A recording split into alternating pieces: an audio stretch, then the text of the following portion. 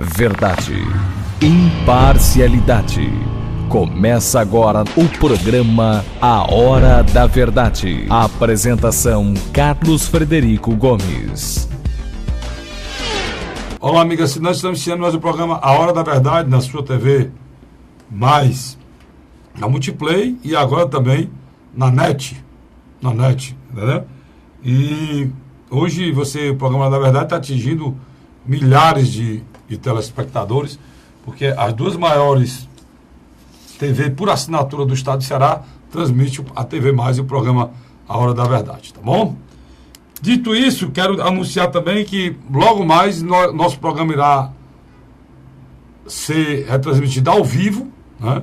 Será sempre às 19 horas da quarta-feira. Então eu estou já adiantando a você que assiste sempre o programa Hora da Verdade durante as quintas-feiras, você agora assistirá ao programa A Hora da Verdade às 7 horas da noite, uma hora que não tem nada para você ver, que a novela não interessa, que o jornal não começou. Você ficará com a gente aqui assistindo o programa A Hora da Verdade, tá bom? Dito isso, eu queria falar sobre uma constatação que uma pesquisa a nível nacional revelou, que eu já sabia e que para mim não tem nenhuma novidade. Eu estou falando do mapa da violência no nosso país. O que é que foi constatado? Eu não trouxe números, não preciso, os números já tenho na cabeça, né?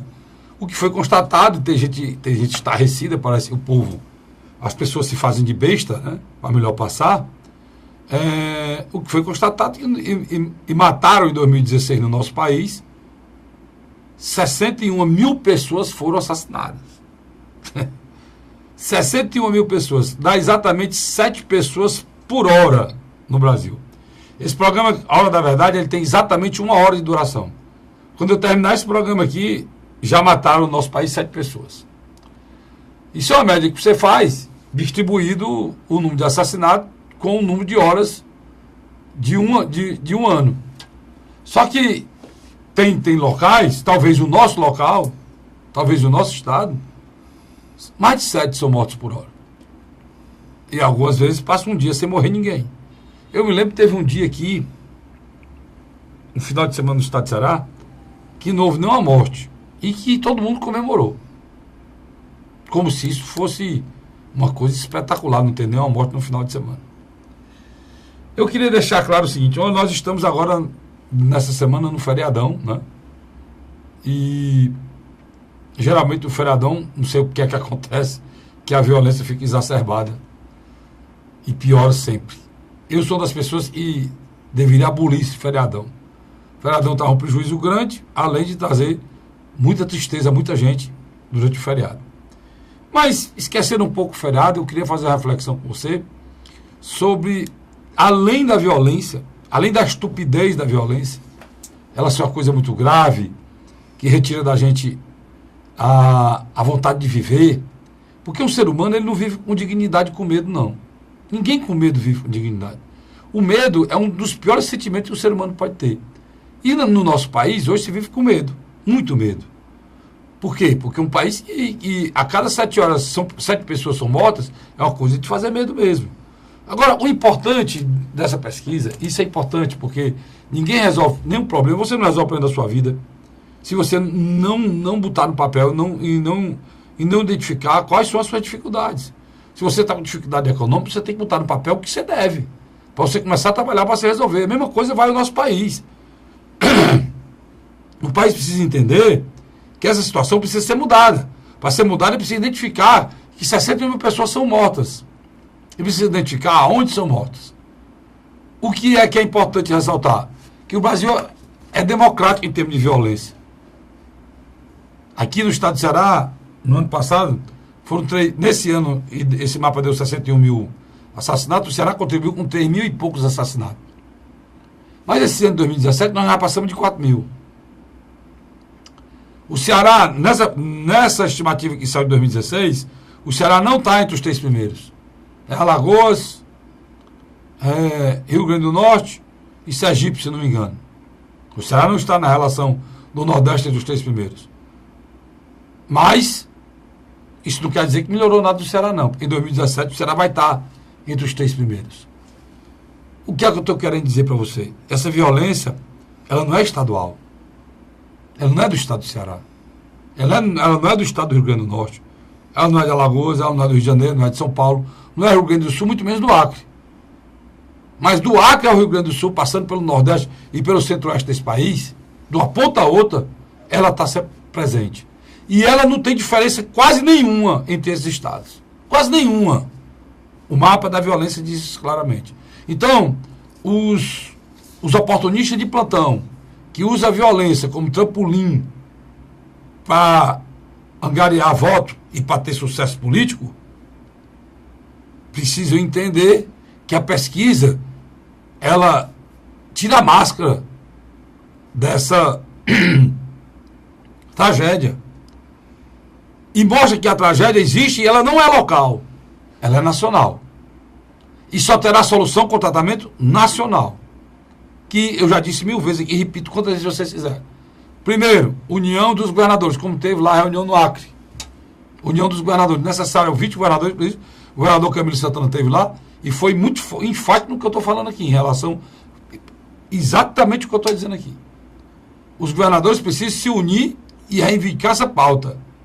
Mas quem precisa liderar, quem tem a necessidade de liderar, que é obrigado a liderar essa pauta, não é governador, não. É o presidente da República. Porque as mudanças necessárias para mudar o retrato triste da segurança pública do nosso país começa na Justiça, passa pelo Congresso, com a liderança da Presidência da República, Ministério da Justiça e os governadores e todos os prefeitos desse país. As ações são simples. Vamos lá. Justiça. Vamos para a Justiça. Executar com celeridade as questões penais. Principalmente, a que diz respeito hoje a essa matança. Né? E a questão do crime organizado. Que hoje é um fato desse país. Se tem uma coisa organizada desse país hoje é o crime. Essa questão da justiça precisa ser discutida e quem deve liderar seria a presidente do Supremo Tribunal Federal, junto com o presidente da República, junto com o Congresso Nacional. O Congresso Nacional tem centenas de leis de mudança, inclusive tem um agora que o Senado está fazendo um acordo com a Câmara de aumentar o período de prisão para o menor que cometer assassinato e estupro. Em vez de ser 3 anos, passaria a ser 10 anos nos menores entre 16 e 18 anos. Nos menores entre 12 e 14, continuaria 3 anos. Entre 14 e 16 seria 6 anos. É uma dosimetria em relação a isso, para não ficar só 3 anos de reclusão. E parece que o Senado está tomando essa atitude e fizeram esse acordo para que esse projeto, que foi votado já na Câmara, não tenha que voltar de novo para ser votado, isso ser resolvido já, uma mudança do Estatuto da Criança e do Adolescente. Junto com a mudança do Criança e do Adolescente, tem que se mudar o Código Penal. Junto com o Código Penal, tem que se fazer a celeridade na Justiça. Perfeito. O Código Penal tem que ser votado no Congresso Nacional. Fundamental, o Congresso Nacional faça as mudanças necessárias, porque as leis, elas existem para responder a um momento. Nós não estamos respondendo no momento de 1940, não, irmão. Nós estamos em 2017 e o Brasil é o país mais violento do mundo. E as leis têm que responder a essa angústia do cidadão brasileiro. Pronto. Você pensa que é isso aí? Não. Isso não é a ponta do iceberg. A ligação interministerial tem que haver muito forte na questão da educação, da ação social e da saúde. Nós temos que cuidar das nossas crianças, nós temos que colocá-las em escola de tempo integral, nós temos que colocar muito forte a questão do emprego e renda em relação à nossa juventude, temos que treinar a nossa juventude, nós temos que criar oportunidade para os jovens, temos que ter escola de tempo integral, inclusive de profissionalização. Tudo isso seria colocado num Plano Nacional de Segurança que nós não temos. Isso aqui é terrível. O Brasil vive esse momento e nós não temos um Plano Nacional de Segurança. Esse não é culpa desse governo que está aí, não. Esse governo que está aí, da onde ele veio, que é do governo Dilma, que eles chamam a vista Dilma, outro governo Dilma que não fez nada, 8 anos do governo Lula que não fez coisa alguma, e 8 anos do Fernando Henrique que não fizeram nada. São anos e anos relegando ao último plano da segurança pública sua, minha, do cidadão brasileiro. É um descaso. É um descaso total com a nossa vida. E hoje, graças a Deus, esse mapa da segurança deixa uma coisa clara. Vocês não podem mais explorar politicamente Estado por Estado e apontar dedo para o governador porque a situação da segurança não presta. Não é uma questão estadual. É uma questão nacional, está mais do que claro, que é no Brasil todo, capilarizado de ponta a ponta, do Oiapoque ao Chuí. Não tem um lugar nesse país em que seja seguro. O ex-governador Cid Gomes ouviu o canto da sereia, comprou a briga, fez o Ronda, e foi a única promessa que ele não cumpriu na vida. Eu que o conheço, das promessas que ele fez de campanha, como prefeito, como governador, foi que ele não cumpriu, passou longe de cumprir e teve um desgaste monstruoso por conta do Ronda do Quarteirão. Porque prometeram para ele se resolver o problema de segurança no Ceará. O Ceará é ser a ilha da segurança. Isso não existe, cara. Isso não existe. Nem no Ceará, nem no Rio Grande do Norte. O Sérgio Cabral era o governador da segurança, meio pouco tempo atrás, Luiz. O PP. Onde ele fez o PP no Rio de Janeiro. Sérgio Cabral. Quem é o Sérgio Cabral? É o maior ladrão desse país. Então, as pessoas que ficam com a história, não, São Paulo é seguro, acompanhem. Claro que você faz. A estatística não é feita no número de assassinatos, é o número de assassinatos em relação a 100 mil habitantes. É proporcional. Claro, lá é um local que. Mas São Paulo é uma cidade muito violenta. Como todas nesse país. Você não quer dizer com isso que o governador não tem responsabilidade e não pode fazer a cidade ficar mais segura? Pode. E tem feito. O governador botou agora 1.400 homens na polícia. Na cidade aí, todos os locais tem 2 ou 3 policiais andando a pé. Mas não resolve. Por quê? Porque quem está matando é o crime organizado. O que é que o Congresso disse sobre o crime organizado até agora? O que é que disse o ministro Jardim sobre o crime organizado até agora? Na Justiça? O que é que falou a nova procuradora da Justiça sobre o crime organizado? O que ela fez? O que faz o Supremo Tribunal sobre o crime organizado? O que faz o STJ sobre o crime organizado? Ninguém faz nada, cara. Todo mundo faz vista grossa. E o país sangrando. Literalmente sangrando. Então, que eu vi do ministro Jardim foi abrir a boca e dizer que a bandidagem lá no Rio de Janeiro é feita pelos comandantes da Polícia Militar do Rio. Foi o que ele disse. Eu dizer isso é ótimo. Aí disse que a única esperança é no próximo ano, quando tiver a eleição, que vão ter um deputado e os comandantes da Polícia Militar no Rio, é quem comanda a bandidagem lá no Rio. Ele disse que um deputado estadual e com a complacência do Pezão e do secretário de Segurança. O que aconteceu? Está lá a esculhambação. Porque ele não deu nome aos bois e acha que pode ficar assim até a próxima eleição. Isso não existe não, ministro. Se o senhor ministro da Justiça identificou isso e vai esperar a eleição para resolver isso, até lá o povo do Rio de Janeiro vai ficar refém dos policiais militares bandidos, como o senhor disse? Ei, meu irmão, cada dia que passa a gente vê coisas impossíveis de se acreditar que a gente está enxergando.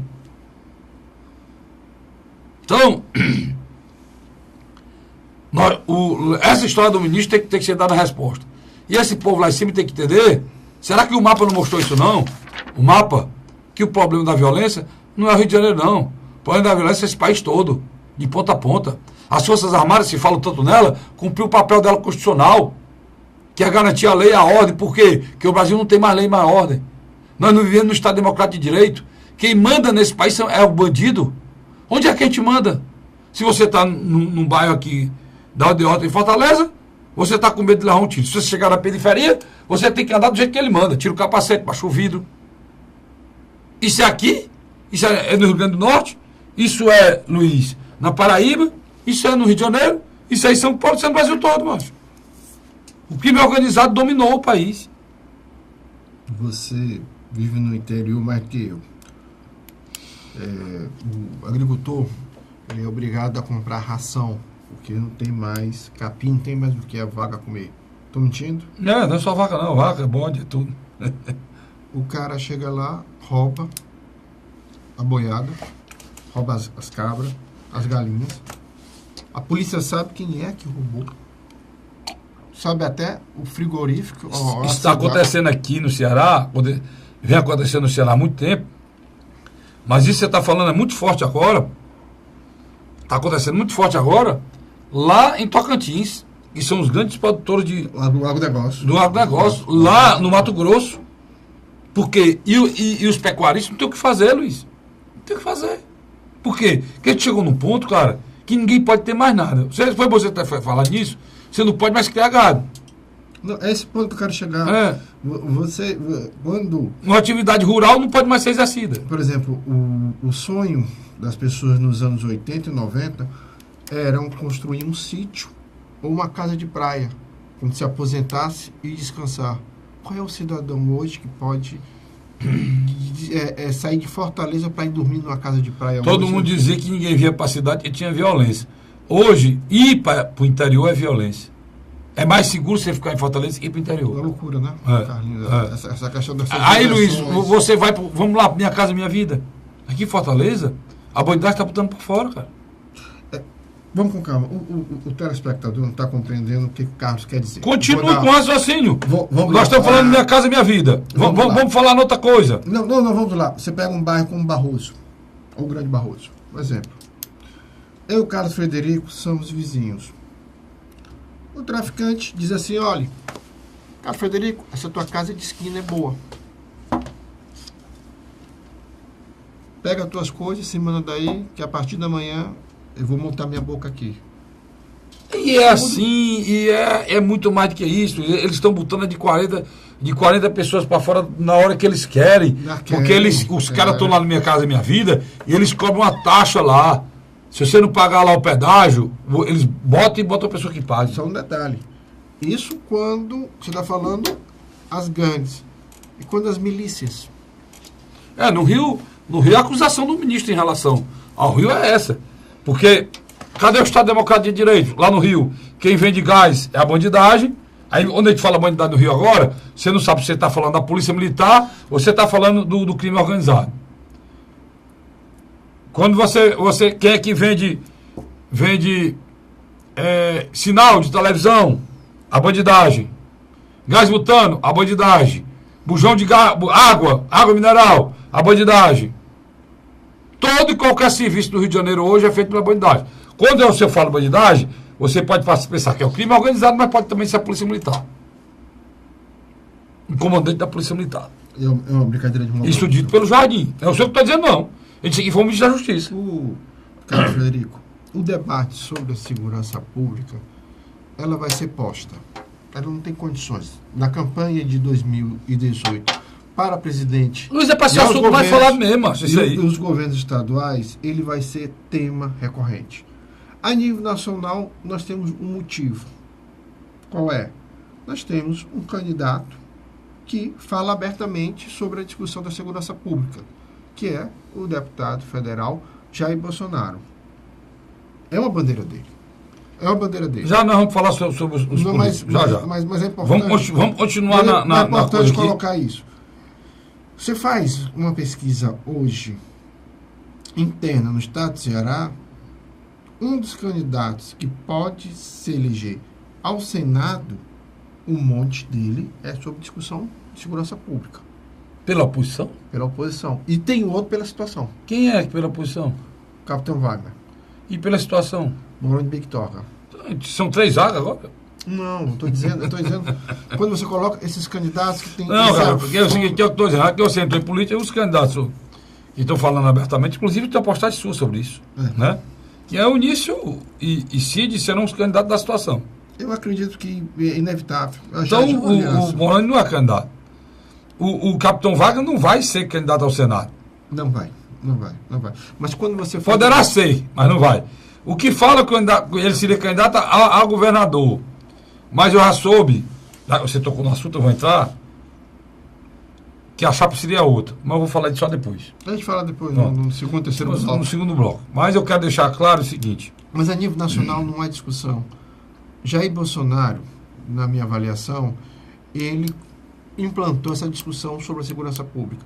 Uma discussão muito cara para a esquerda brasileira, que muitos anos escondeu debaixo do tapete. Quando eu falo esquerda brasileira, eu falo desde Fernando Henrique Cardoso a Lula. Porque como eles sempre deixaram na mão de pessoas ligadas às questões humanistas, humanitárias, área de segurança... Eu não posso falar que Fernando Henrique e Lula é esquerda, não. O Lula não é esquerda nem aqui, nem na China, lá que é comunismo, e o Fernando Henrique muito pior. Os caras são entreguistas, mas os caras estão entregando... Os caras criaram a JBS, os caras botaram dinheiro na Odebrecht, os caras pegaram o BNDES e entregaram só empresário malandro, picareta, vagabundo. Isso é verdade. Os caras que são vendidos à Banca Internacional, cara. Quem mandava nesse país é a Banca Internacional. O Brasil trabalha, todo cidadão brasileiro trabalha para mandar 1 trilhão para fora todo ano, Luiz. É 1 trilhão, cara. O Ciro, tá falando em coisa, o Ciro foi cirúrgico nessa questão. Cresceu na pesquisa, viu? Na Band News foi cirúrgico. Ele disse que o problema do... E não é só ele, não. O pessoal pensa a mesma coisa, não sei quem é o canal do pessoal. E o Bolsonaro também já falou sobre isso. A questão é que o dinheiro hoje do povo brasileiro, o tal do swap que criaram aí, o maior escândalo de corrupção está sendo feito agora. Só lhe interrompendo. Sangrando o dinheiro brasileiro para a Banca Internacional, pagando juro muito além do que se paga no mundo todo, macho. Só lhe interrompendo, porque a gente vai entrar no segundo bloco, mas você pode dizer, na pesquisa pesquisa feita pelo Poder 360, que desde abril, todo mês faz uma pesquisa, pela primeira vez, Ciro ultrapassou Marina e se distancia do pelotão de trás, quando o Lula é retirado. Quer dizer, mas essa pesquisa não saiu nos grandes meios. Saiu nos grandes meios. Mas saiu onde? Saiu tanto no Valor Econômico, saiu também na UOL. Na Globo saiu. Na Globo saiu essa pesquisa? Saiu. O Ciro, 14%? Não, eles não. Tô entendendo. Saiu não. O Ciro estava com 4% na última pesquisa. Eles colocaram o Ciro Alckmin junto. No cenário com o Lula. No Ciro Alckmin e o Dória junto. Né? Aí botaram o Bolsonaro e o Lula. Fizeram até matérias, e eu já vou falar sobre isso. Fizeram até muitas matérias e até artigos. O Brasil entre Bolsonaro e Lula. Quer dizer, é a molecagem brasileira, da imprensa brasileira, desprezando 4 candidatos que têm chances reais de vitória, que talvez tenham uma taxa de rejeição, Luiz, menor do que os dois estão liderando. Sem dúvida. A gente fala segundo bloco. Vamos falar sobre isso. Agora, o que eu estou querendo dizer, para encerrar a história da violência, que você está dizendo ali que acabou o tempo, mas eu quero dizer o seguinte, não tem mais meios. Você tem tiroteio hoje dentro de hospitais. Você não pode mais entrar no hospital. No Hospital Geral de Fortaleza, no JF, é um perigo. Porque o Ministério Público daqui, aí ele se lembra da cidadania. Né? Não, cidadão não pode ficar preso no hospital. Não pode. Não pode ter uma ala de prisioneiros. Tem que ficar todo mundo junto. Botar todo mundo junto. E está arriscando a vida de todo mundo. Essas coisas nesse país são molecagem. Mesma coisa, a Advocacia Geral não. A Procuradoria Geral, a Defensoria Geral da União entrou na Justiça, só porque o ministro não deu, o ministro Supremo, Alexandre de Moraes, mas queria que os bandidos mais perigosos do Brasil voltassem para o seu lugar de origem. Via para o Ceará os bandidos que saem daqui, inclusive do roubo bilionário daqui, ia para o Rio de Janeiro para destruir esses estados. Hoje está sendo assaltado carros que transportam crianças. Hoje está sendo assaltado ônibus. Hoje as pessoas são assaltadas dentro de clínicas. As pessoas são expulsas de suas casas. O que é que falta para entender que se não for feito nada, o que é que se falta para entender? E se não for feito nada, esse país vai parar, cara. Daqui 8 anos, 10 anos no máximo, nós vamos estar, ou você vira bandido, ou você está morto. Como hoje, quem entra no crime não tem o poder e a possibilidade de se regenerar. Porque se quem quiser se regenerar, vai morto. Não tem possibilidade de um criminoso preso, Luiz, não fazer parte de uma facção. A sobrevivência. Ou ele opta por uma facção ou vai Morto. morto. Então, meu irmão, Estrupado, se esse país não discutir isso, então não tem nada mais para discutir na eleição do próximo ano. Vamos rápido intervalo, a gente volta já já. A Hora da Verdade.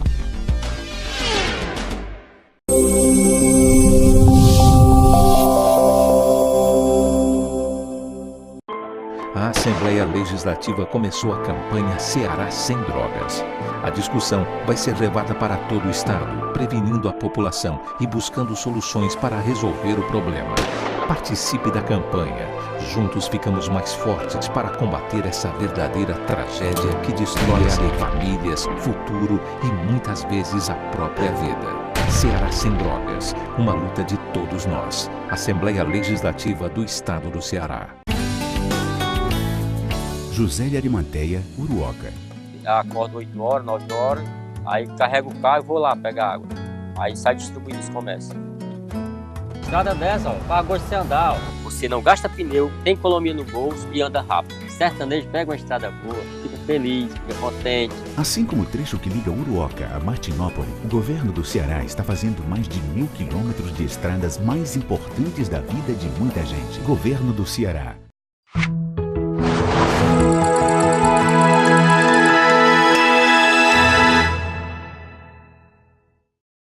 A Hora da Verdade. Estamos de volta agora com o segundo bloco do nosso programa Hora da Verdade, na sua TV Mais. Esse programa vai ao ar na Multiplay e vai também na Litoral. A Litoral, você, canal 5 da NET. E na Multiplay, canal 15 da Multiplay.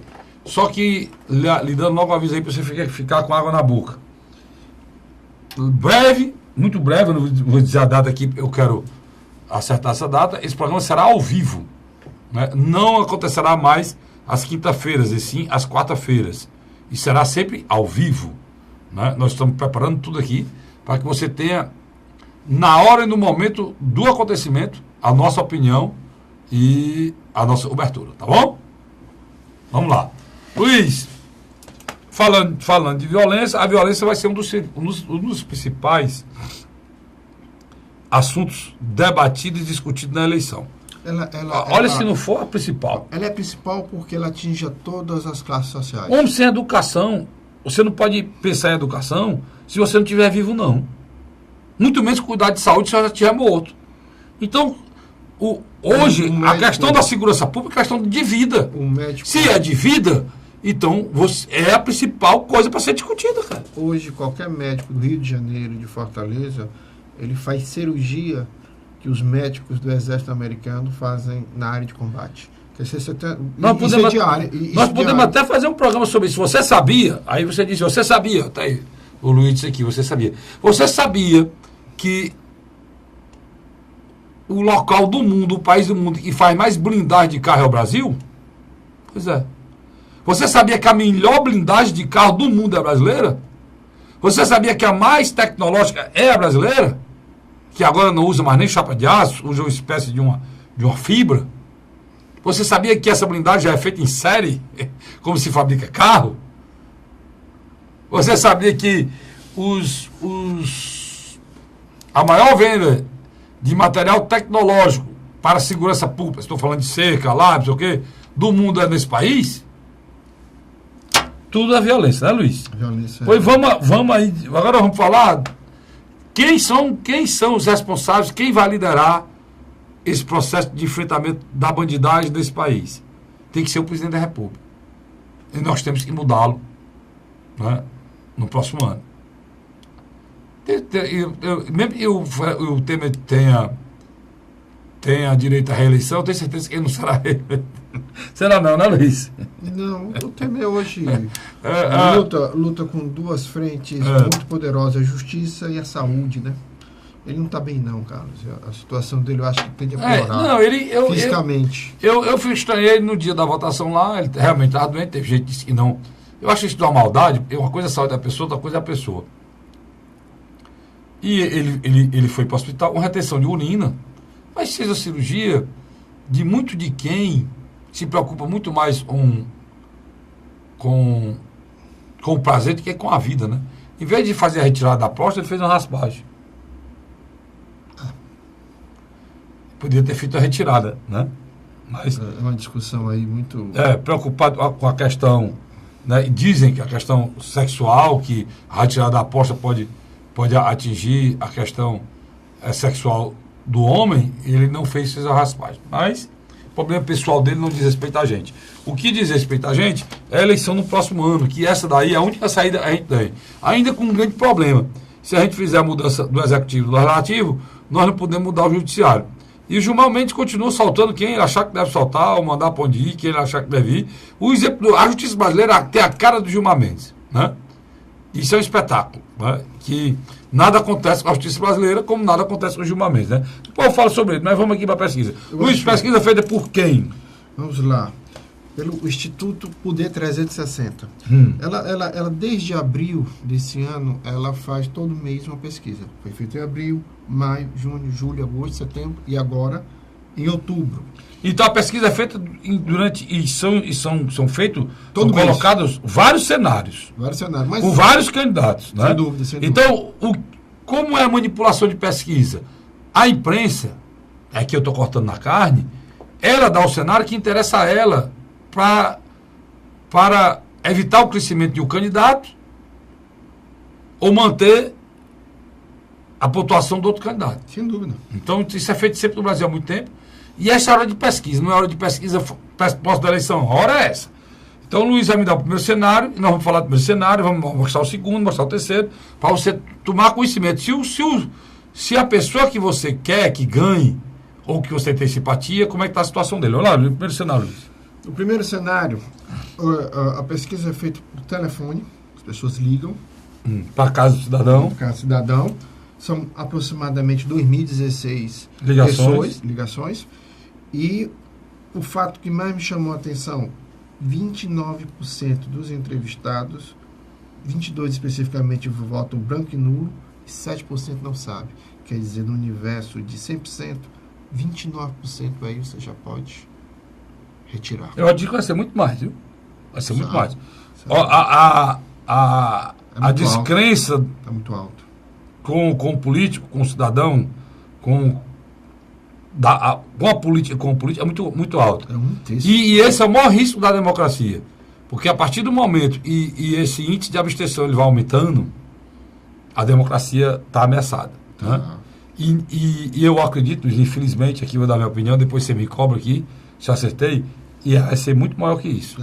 Eu acredito que a abstenção esse ano vai passar a 35%. Se não chegar a 40%. Aí é um risco violento. Se chegar a 50% de abstenção, aí o país deixou de ser um país democrático, porque você não tem a metade mais um, e a democracia só funciona a metade mais um. Vai ter metade do eleitorado que não compareceu, e ele não foi ouvido por não ser ouvido, não é a democracia. Você está entendendo? Né? Mas vamos lá. Carlos Frederico, o primeiro cenário que eles fizeram é o cenário que eu acho que é o mais lógico. Os candidatos que com certeza estarão disputando: Lula, Bolsonaro, Alckmin, Marina e Ciro. Lula fica... Eu também acho, os candidatos são esses. Eu vou mostrar aqui para o meu querido amigo Vicente dar uma olhada e colocar na tela. O Lula chega nesse aspecto a 28%, seguido do Bolsonaro com 25%. Logo atrás vem um pilotão, que é Alckmin com 7%, Marina com 6% e Ciro com 5%. Preste atenção, eu vou repetir para você. Não, esses três estão em empate, né? 28% Lula, 25% Bolsonaro, Alckmin 7%, Marina 6% e Ciro 5%. Então empate, praticamente. Então empate. Fica. Porque 1% é empate técnico. Você nota que duas candidaturas polarizaram. Que tem um recall muito forte, apesar de ter sofrido muito nos últimos meses com problema na justiça, questionamentos éticos e morais de sua conduta, que é o Lula. O outro candidato que polarizou com ele, indiscutivelmente, é Jair Bolsonaro. Mas o Lula não tem nenhuma mudança, Luiz. Ó, se você for avaliar aqui de abril para cá, o Lula oscilou de 24 para 28. É dentro da margem de erro, 3%. Então, dentro da margem de erro, então, é o que ele tem. É o que ele tem. Eu duvido muito aqui, vou dar minha opinião aqui, do que eu conheço de eleição, que ele tenha mais do que isso. Não, ele tem uma rejeição E você não ganha eleição com 28%, não. Não ganha. Né? Eu fico intrigado como é que ele ainda tem 28%. Mas você não ganha eleição com 28%. Mas esses 28% que ele tem, eu boto na conta do Temer. O Temer que deu os 28% a ele, o Temer conseguiu que a vida do brasileiro piorasse muito. Vai ter saudade do Lula. Aí as pessoas têm saudade, 28% têm saudade do tempo do Lula, aí disse volta no Lula. Você tem o Jair Bolsonaro que estabilizou com 25%. O Jair Bolsonaro, o crescimento que foi exatamente o que eu estava discutindo aqui hoje. A angústia do povo brasileiro, sem ter uma pessoa a enfrentar, sem ter uma pessoa que bata na mesa contra você ver a advocacia, a Defensoria Pública querendo só botar bandido de volta para os estados porque está preocupado, eles estão tristes. Esse tipo de coisa, o Jair Bolsonaro... Alimenta o Jair Bolsonaro. O Jair Bolsonaro não tolera e esculhamba. Do jeito que o cidadão quer esculhambar. Se você aceitar a Defensoria Pública da União dizer que vai pegar um bandido, vai voltar ele, vai tirar ele do presídio de segurança máxima, vai voltar ele para o estado de origem dele, para que ele possa, lá no estado de origem dele, ter uma vida melhor e comandar o crime de lá, como fez a Defensoria Pública da União, isso um órgão federal. O Bolsonaro disse que no governo dele não vai... O povo não sabe nem se ele tem esse poder, porque a Defensoria Pública, o presidente não vai mandar nisso, mas ele disse que isso vai acontecer, e acabou-se. Né? A pré-candidatura do Jair Bolsonaro, ela se consolidou por quê, Carlos Frederico? Primeiro aspecto que a gente tem que analisar: um eleitor de centro-direita antilulista se divorciou do PSDB. Tem mais uma coisa, Luiz. O que o Bolsonaro pegou, e é isso o raciocínio é correto, foi boa parte, mas boa parte mesmo, das pessoas que votavam no Aécio. Que o Aécio acabou, dissolveu. Se esfarelou. Se tem 25% aqui, o Bolsonaro tem o quê? Tem 14, 15, 16, 17% das pessoas que votavam no Aécio. Sem dúvida. Que é esse voto do PSDB que era contra o PT. Agora, isso aí agregado ao quê? Há um discurso de intolerância contra a classe política. Não, de intolerância contra o absurdo que fazem com o cidadão brasileiro em termos de destruição da cidadania. Agora, por esses crimes organizados. Por que é que o Jair Bolsonaro pegou essa conta? Aí vamos claro, você que possa entender. Deixa eu só passar 3 dados aqui importantes, bem rápido. Pois não. Rápido. O eleitor dele é masculino, de 16 a 34 anos, tá certo? Renda mínima desse eleitor é de 5 salários mínimos. Pronto, é a classe média. Da classe média. E quando ele sai de uma cidade de 100 mil habitantes para cima, ele enlarguece a base social dele. Pronto, é a classe média. A classe média que está cansada de ser assaltada, e está cansada de ser humilhada, e está cansada de pagar impostos, e está cansada de ouvir aquele discursozinho politicamente correto que não resolve nada. Que é aquele discursozinho assim, não, nós temos que ver, fazer uma reunião. É o que ele foge. Ele disse, não tem reunião não. Chegar lá, eu vou bater a mão na mesa, vou fazer e pronto. Bandido é bandido. Ele não diz abertamente... Há 30 anos. Bandido bom, bandido morto? Há 30 anos. Pronto. Então, ele tá absorvendo um discurso de uma população acuada, vítima, que sofre e que não aguenta mais as pessoas dizerem que a culpa da violência é a culpa da sociedade. Como a sociedade criasse bandido. E a culpa não é da sociedade. A culpa é dos governos que representam essa sociedade há 40 anos. Aí é outra história. Quando o Brasil, no tempo da ditadura mesmo, quando o Brasil iniciava o processo de favelização e tinha a migração da zona rural para as grandes cidades, foi feito o quê, Luiz? Uma reordenação do mapa do Brasil, né? Foi feito o quê? Nada, cara. Em termos de política, não. Na época da imigração, Dos anos do 50, cidadão, 70. dos anos 70, dos anos 80, e viu havia uma imigração muito forte Que a população da urbana zona ser rural maior para a do que a população rural. urbana, o processo de favelização das grandes cidades brasileiras, como Fortaleza, como Rio de Janeiro, Não, como tudo São bem. Paulo. O que é que foi feito? Nada. Ali iniciava o processo de violência desse país. Que as pessoas saíam da zona rural e viviam em paz e iam para as grandes cidades para viver em condições subhumanas, sem educação, sem saúde, Sem transporte. sem esgoto, sem água, sem energia. As favelas hoje do Brasil, em relação às favelas dos anos 80, são maravilhas. Já bem, você tá doido? Tô doido não. As favelas hoje tem energia, Luiz. Sem dúvida. Com o gato. Nos anos 70, nos anos 80, não tinha nem energia na lamparina. Naquele tempo iniciava o processo de destruição da paz, da tranquilidade do povo brasileiro. Quem tem culpa nesse processo é muita gente. Começa desde a época do golpe militar até hoje. Que na época do milagre econômico, era também para a junta militar ter olhado isso e não olhou. Agora aí, meu irmão, quando passou esse período que veio Fernando Henrique para cá, aí terminou de esculhambar. Porque além de não fazer nada, eles praticamente fecharam os olhos. Para não dizer outra coisa aqui. Porque uma Cracolândia que era em São Paulo, Luiz, foi capitalizado para o Brasil todo e ninguém fez nada. Ali desde 1988. Não, ninguém fez nada. 29 anos Ninguém fez nada. Tá certo? Esse é o primeiro cenário. Vamos para o segundo, Luiz. Na realidade, eu quero pular para o terceiro. Por quê? Na minha avaliação. Porque no segundo cenário, você coloca o Dória como candidato. E na realidade, nós sabemos hoje que dificilmente o Dória tirará a vaga de Geraldo Alckmin. E você se lembra de mim? Se lembrou de mim? Lembrei. Quando eu disse que ele era o candidato fake, Com certeza. quando eu disse que ele era o candidato midiático, você se lembrou de mim? Sem dúvida. E o ex-governador Ciro Gomes falou no programa da Bandeirantes exatamente o que eu disse. E eu quero pular para o terceiro cenário. O Luiz está certo. Vou pular para o terceiro, porque o segundo cenário não existe. Ele não será candidato, a não ser que ele saia do PSDB, né? Sem dúvida, mas eu acredito que não.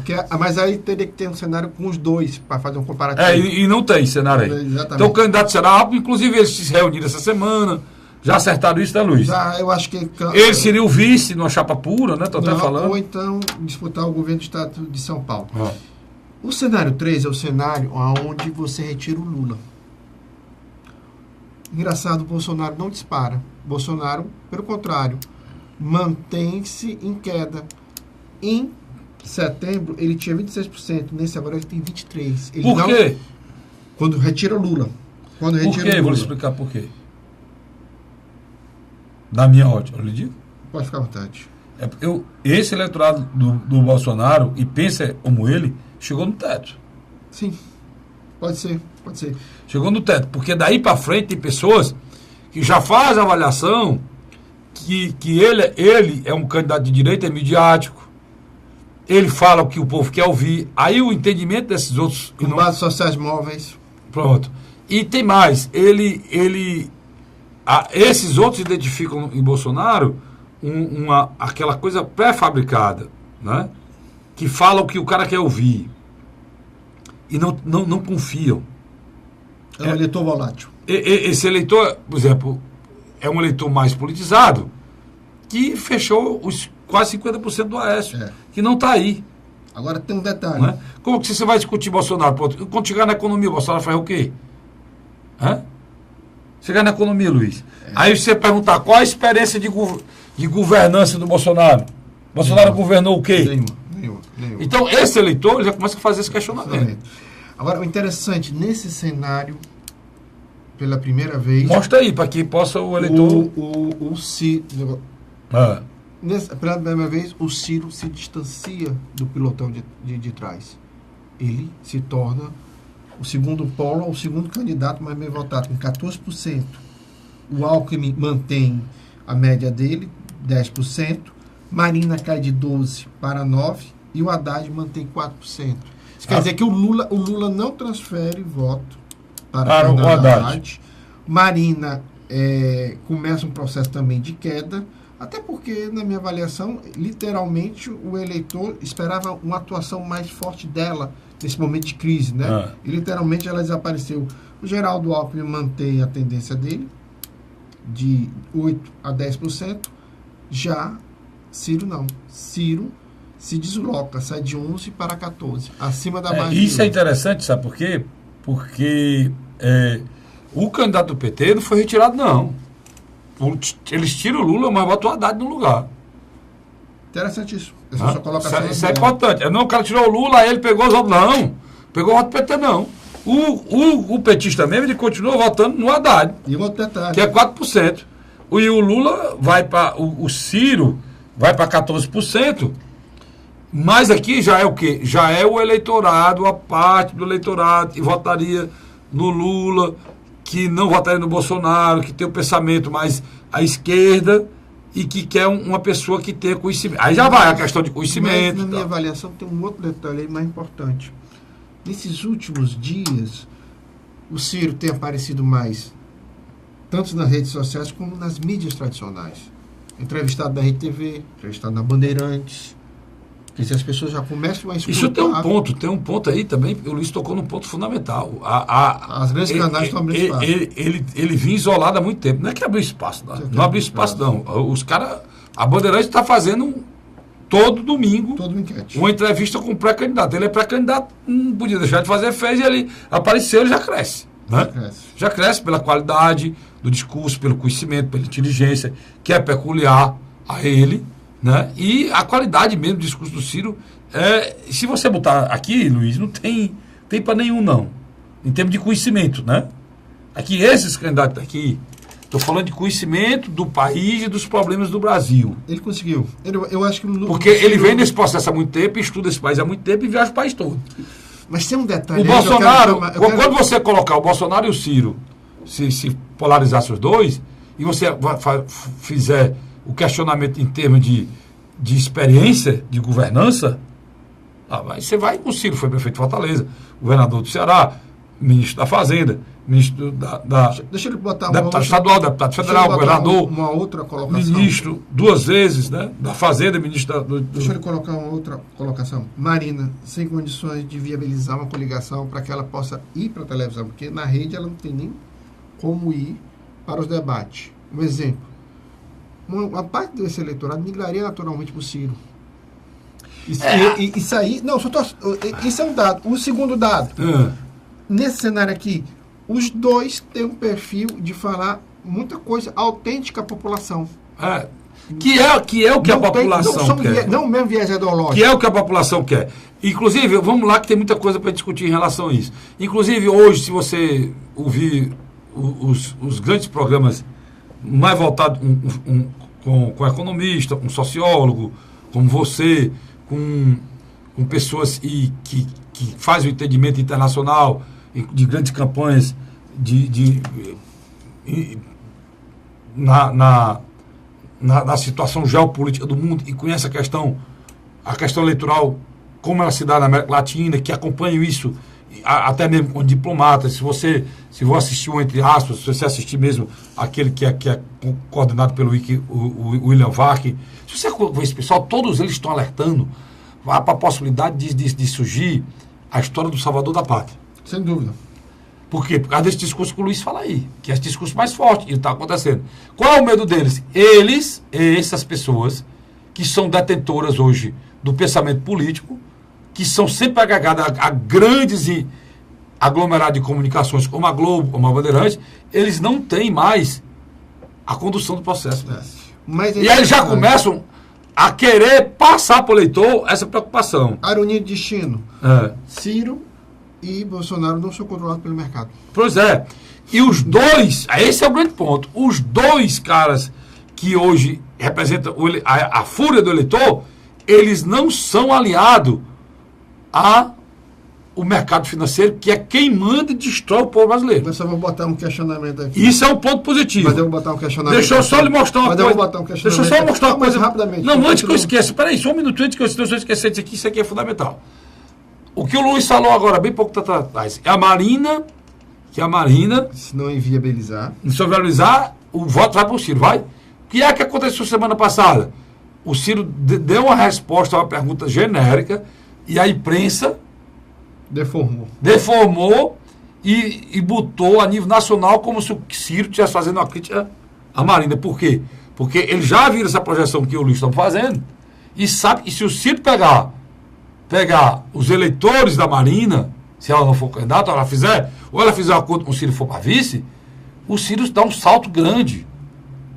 E o Ciro falando da testosterona, que o Brasil estava muito raivoso, ele quis dizer que o Ciro foi uma discriminação à mulher.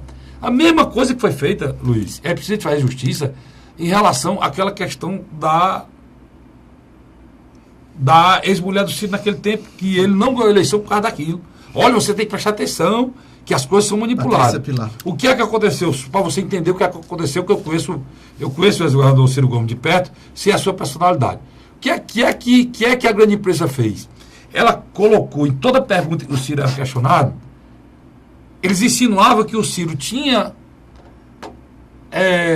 vivia com a Patrícia Pilar ou se juntou, passou a viver maritalmente com a Patrícia Pilar para ter ganhos eleitorais. Ela, na época, como hoje, ela era, mas só que na época ela estava no auge de uma novela, acho que era Rei do Gado, se não me engano, tinha saído ou tinha próximo, e era uma coqueluche nacional, e era a atriz mais falada da Rede Globo. Sem dúvida.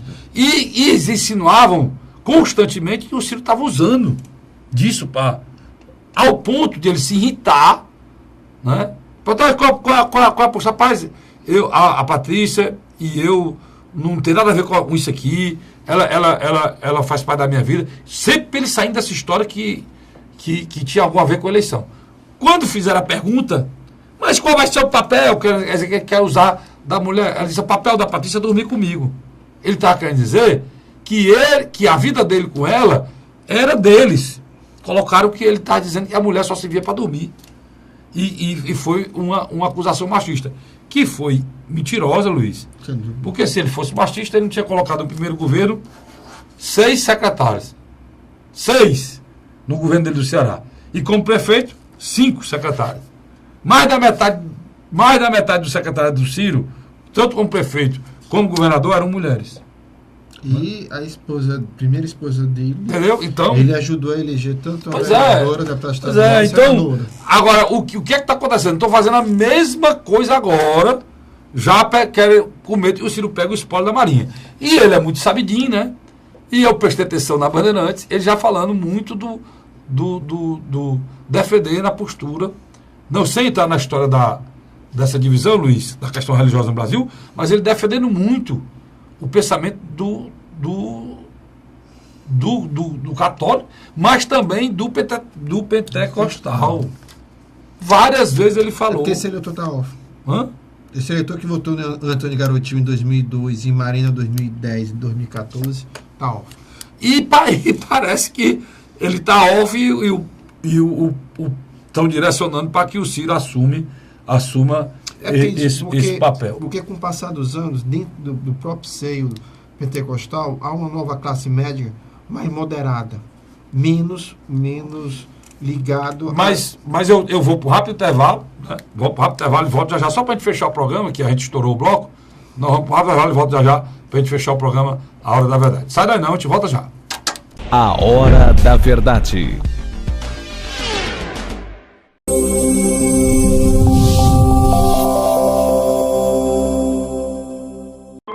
A Assembleia Legislativa começou a campanha Ceará Sem Drogas.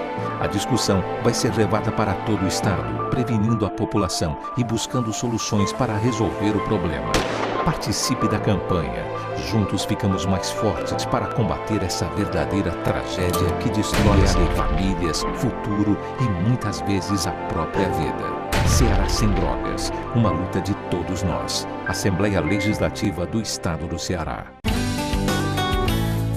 José de Arimanteia, Uruoca.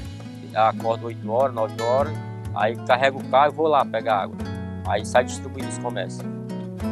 Estrada dessa, ó, para gosto de você andar, ó. Você não gasta pneu, tem economia no bolso e anda rápido. Sertanejo pega uma estrada boa, fica feliz, fica contente. Assim como o trecho que liga Uruoca a Martinópole, o governo do Ceará está fazendo mais de 1.000 quilômetros de estradas mais importantes da vida de muita gente. Governo do Ceará.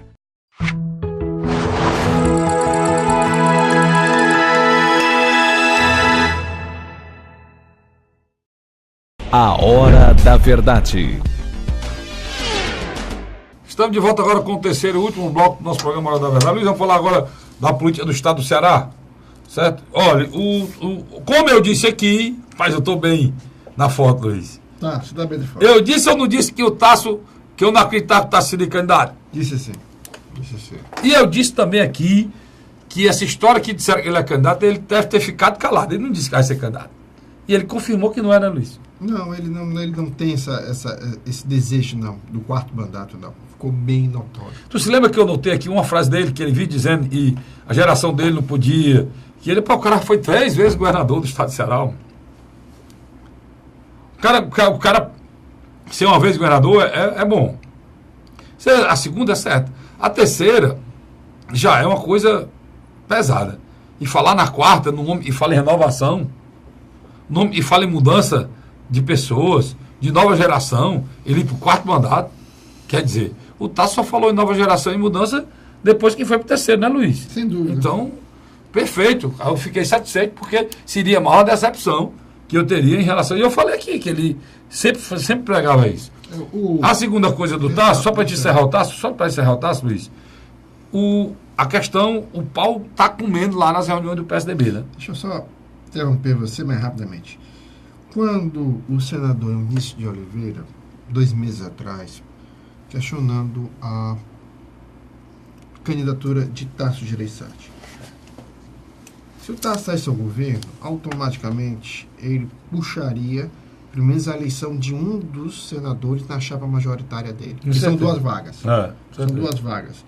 Quer dizer, era a única situação do Eunício permanecer não só na oposição, mas com chance de se eleger numa disputa contra Cid e outro companheiro de chapa dele, do outro lado. O que aconteceu? Quando Tasso deu sinalização que não seria candidato, chegou a ventilar o nome do vice-presidente da Hermes Dias Branco, Geraldo Luciano, mas que não foi bem aceito entre seus aliados, Eunício tomou uma decisão. Se reaproximou de Camilo Santana. Esse nome não era Beto Stuart, não, é? Não, o Tasso não. O Tasso lançou Geraldo Mas Luciano. o Beto não tinha essa promessa do Tasso, não? Nunca.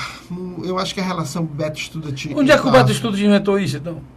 Não, o Tasso, na minha avaliação, sempre não deixou muito espaço dentro do meio empresarial para surgimento de novas lideranças. Ele sempre ocupou com muita força.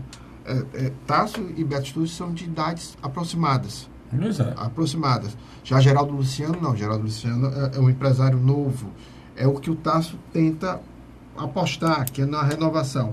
Mas voltando à questão. Quando o senador Eunício de Oliveira sentiu que Tasso não sairia candidato e as suas condições de reeleição iam ficar altamente comprometidas, nos últimos 90 dias, ele se aproximou de Camilo Santana. Houve uma liberação mais rápida dos recursos do governo federal para o governo estadual. Diga isso não. E o mais importante... Você acaba com o senador Eunício. E o mais importante... Você acaba, porque se houve liberação mais rápida, ele estava retendo. Mas o mais importante... eu estou só dizendo para você. Se houve uma liberação mais rápida dos recursos, é porque ele estava segurando. Uhum. E ele segurar recursos para fazer politicagem é terrível isso aí. Mas o que aconteceu na minha avaliação agora? Existe um clima muito amistoso entre o grupo do PMDB do Ceará e o grupo do governador Camilo Santana, que já está se reproduzindo na própria figura de Cid Gomes. O Cid aceita isso com muita facilidade. Sem nenhum problema. Eu conheço o governador Cid Gomes, ele aceita isso sem nenhum problema. O Cid, ele, na cabeça dele, fez política é perder, e 2 mais 2 é 4, acabou. Não é? O Cid que não. Ele é pragmático. Pragmático total. Ele é tão pragmático que às vezes... Exagera. Ele é tão pragmático que às vezes me decepciona. Ele exagera. Ele tem muitas vítimas dele por conta desse pragmatismo. Existem muitas vítimas dele por aí. Pessoas de bem que tinham vontade de fazer alguma coisa. Esse negócio de ser político, ninguém é político. Existe uma canalha aí que é político para ficar rico. Existem pessoas que têm o ideal de ser. Isso não é bom, não. O bom é quando você não tem.